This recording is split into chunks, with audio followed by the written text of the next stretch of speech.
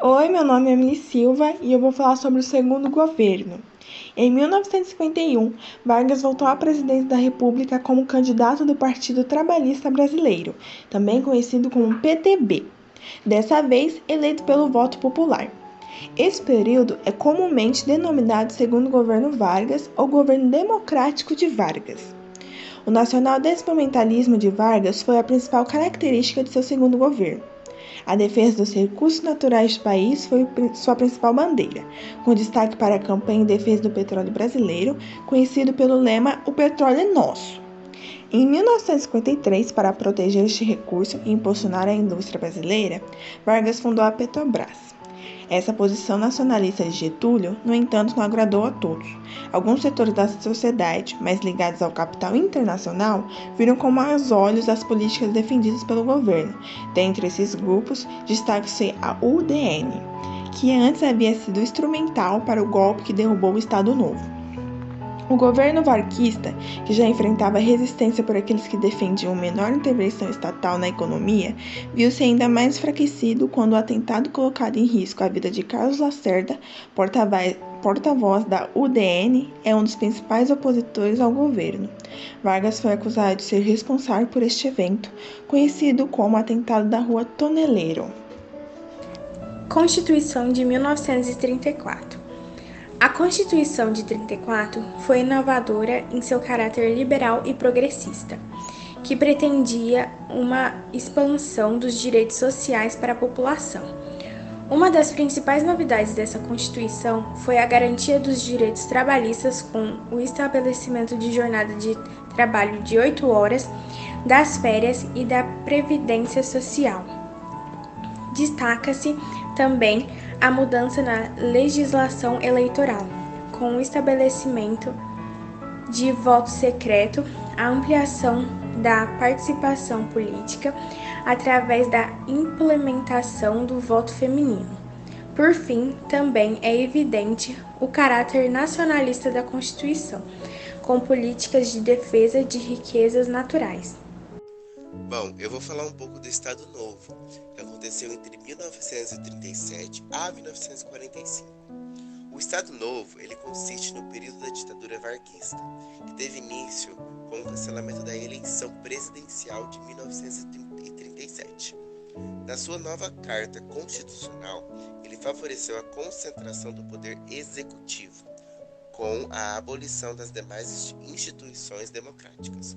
Os partidos políticos como a AIB e a ANL foram colocados lá ilegalmente, inclusive com a permissão da prática de tortura. Um dos casos mais emblemáticos da violência no Estado Novo foi a extradição de Olga Benário Prestes para a Alemanha.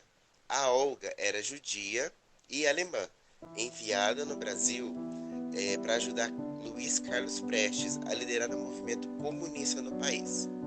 Ela foi capturada depois pelo governo varguista, quando estava grávida de Luiz. Ela foi entregue à Alemanha nazista e morreu em campo de concentração. Na mesma época, Vargas criou o Departamento de Imprensa e Propaganda, o DIP, que era para controlar a imagem do governo perante os olhos da população, censurando a arte e a imprensa. O Estado Novo, no entanto, ele manteve e fortaleceu os principais traços de Getúlio Vargas, seu caráter trabalhista. Foi também durante esse período que Getúlio criou a Justiça do Trabalho em 1939 e a Consolidação das Leis do Trabalho em 1943, que concederam a Vargas o apelido de Pai dos Pobres. O nacional desenvolvimento principal do governo varguista foi bastante forte nesse período, com a criação de diversas companhias nacionais, como a Companhia Siderúrgica Nacional em 1941, a Companhia Vale do Rio Doce em 1942 e a Companhia Hidrelétrica de São Francisco em 1945. Durante o Estado Novo, em 1944, o Brasil une-se aos aliados para lutar junto com os Estados Unidos e a União Soviética contra os regimes fascistas da Itália e da Alemanha na Primeira Guerra Mundial. A escolha de Vargas teve fortes relações econômicas no Brasil, com com os Estados Unidos, que naquele momento eles prometiam financiamento para a indústria brasileira. A participação brasileira na Segunda Guerra expôs as contradições do governo varguista, por mandar seus homens para morrer lutando contra a Europa, enquanto o autoritarismo era também realidade nacional. Em outubro de 1945, Vargas foi deposto por meio de um golpe de Estado organizado pela União Democrática Nacional e pelos militares. Com a deposição de Getúlio, chega ao fim do período denominado Era de Vargas, mas esse ainda não seria o fim de Getúlio Vargas na presidência. Governo Constitucional. A nova Constituição elaborada por Getúlio foi bem recebida pela população, que teve seus direitos ampliados a partir da nova Carta. Esse sucesso costuma ser apontado como a principal razão pela sua reeleição em 1934. Na verdade, eleição, pois antes Vargas chegou ao poder por meio de um golpe de Estado. O segundo governo varguista é considerado a segunda fase da Era Vargas, período conhecido como Governo Constitucional, em referência à recém-promulgada Constituição. Internacionalmente, os anos de 1930 foram marcados pelos crescimentos das hostilidades no continente europeu, onde se traçava o caminho para a Segunda Guerra Mundial. Na Itália, Benito Mussolini governava sob um regime fascista desde 1925. Na Alemanha, Hitler ascendia ao poder e instaurava o nazismo. A União Soviética, por sua vez, era liderada por Joseph Stalin. Dessa forma, a Europa vivia um momento em que as hostilidades entre o fascismo e o comunismo estavam prestes a desencadear o maior conflito da história. Governo provisório. Logo no início de seu governo, Vargas buscou romper os laços entre o Estado e as elites tradicionais que governavam até então.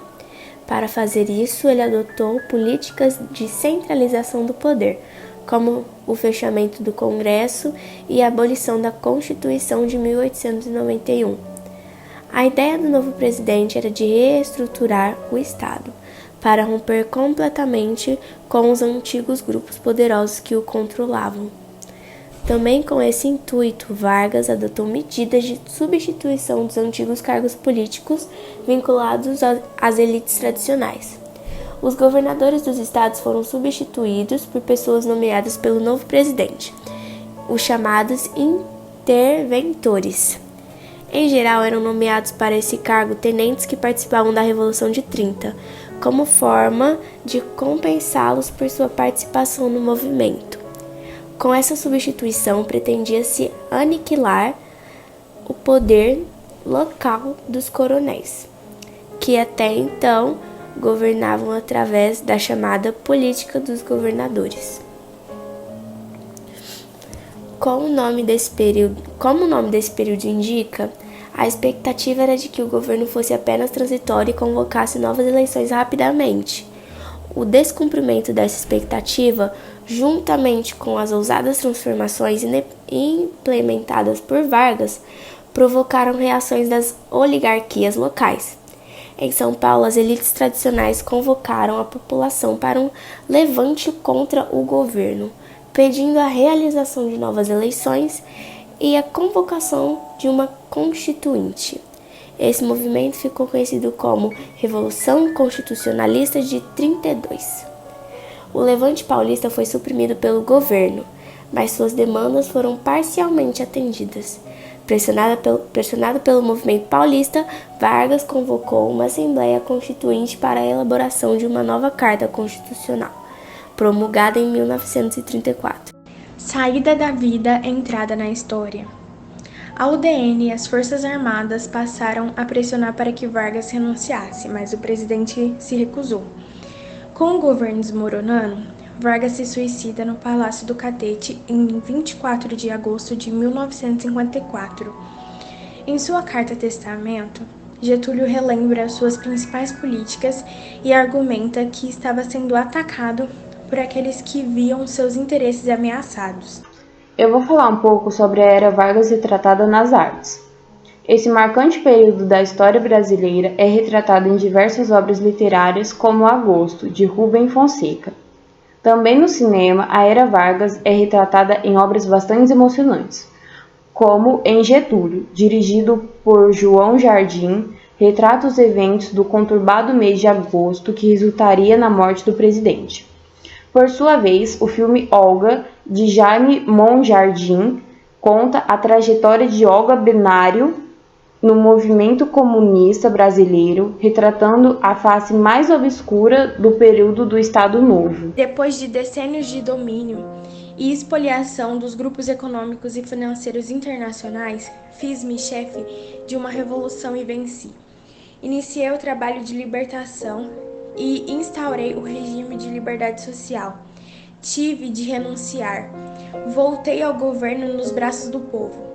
A campanha subterrânea dos grupos internacionais aliou-se à dos grupos nacionais revoltados contra o regime de garantia do trabalho. A lei dos lucros extraordinários foi detida no Congresso. Contra a justiça da revisão do salário mínimo se desencadearam os ódios. Quis criar liberdade nacional na potencialização das nossas riquezas através da Petrobras. E mal começa essa a funcionar, a onda de agitação se avoluma. Eu vos dei a minha vida, agora vos ofereço a minha morte. Nada receio. Serenamente dou o primeiro passo no caminho da eternidade e saio da vida para entrar na história. Carta de testamento de Getúlio Vargas, 23 de agosto de 1954. A morte de Getúlio Vargas, o pai dos pobres, provocou grande comoção nacional. Na manhã do dia 24 de agosto, centenas de pessoas aguardavam em frente ao Palácio do Catete para carregar o caixão do presidente até o velório. As ruas do Rio de Janeiro foram formadas pela população comovida.